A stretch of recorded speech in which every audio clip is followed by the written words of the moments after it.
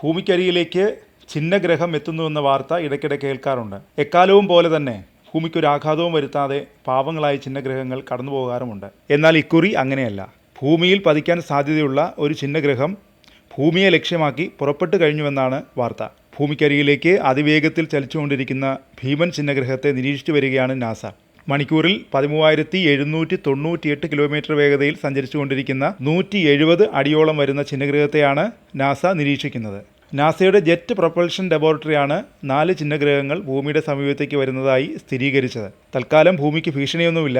എങ്കിലും വലിപ്പം താരതമ്യേന കുറവായതിനാൽ ഭൂമിയിൽ പതിച്ചേക്കാൻ സാധ്യതയുണ്ടെന്നാണ് നാസ പറയുന്നത്. ഏകദേശം ഒരു വലിയ വിമാനത്തിന്റെ വലിപ്പമുള്ള ഒരു ഛിന്നഗ്രഹം ഭൂമിക്ക് നേരെ വരാൻ സാധ്യതയുണ്ട്. 480 അടിയോളം വരുന്ന ബഹിരാകാശ പാറയുമായി താരതമ്യം ചെയ്യുമ്പോൾ ഇത് ചെറുതാണെങ്കിലും ഭൂമിക്ക് നേരെയുള്ള സഞ്ചാരപാത ആശങ്ക സൃഷ്ടിക്കുന്നുണ്ട്. ഭൂമിയുടെ സുരക്ഷ ഉറപ്പുവരുത്തുന്നതിനായി നിരന്തര നിരീക്ഷണം അനിവാര്യമാണ്. വിമാനത്തിൻ്റെ വലുപ്പമുള്ള ഛിന്നഗ്രഹം ഭൂമിക്ക് ഭീഷണിയായേക്കുമോ എന്ന കാര്യത്തിലും നാസ വിശദീകരണം നൽകിയിട്ടുണ്ട്.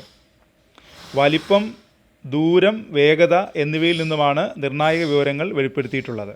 നാസയുടെ centre for near earth object സ്റ്റഡീസാണ് 2015 MB54 എന്ന ഛിന്നഗ്രഹത്തെക്കുറിച്ച് വിവരങ്ങൾ പങ്കുവയ്ക്കുന്നത്. ഏകദേശം 2.77 ദശലക്ഷം മൈൽ ദൂരത്തിൽ ഇവയുടെ ദിശ വേർതിരിക്കാനാണ് നാസ ലക്ഷ്യം വയ്ക്കുന്നത്. ബഹിരാകാശത്ത് മറ്റൊരു ഛിന്നഗ്രഹം കൂടി ഭൂമിയെ മറികടന്നു പോകും. 2024 ഡ്യൂക്ക് എന്നാണ് ഇതിൻ്റെ പേര്. താരതമ്യേന വലിപ്പം കുറവാണെങ്കിലും 2015 MB54 അപേക്ഷിച്ച് ഇത് ഭൂമിക്ക് ഭീഷണിയാകില്ലെന്ന് നാസ വ്യക്തമാക്കി. എന്നാൽ ഇരു ഛിന്നഗ്രഹങ്ങളുടെയും പാത നാസ നിരീക്ഷിച്ചു വരികയാണ്.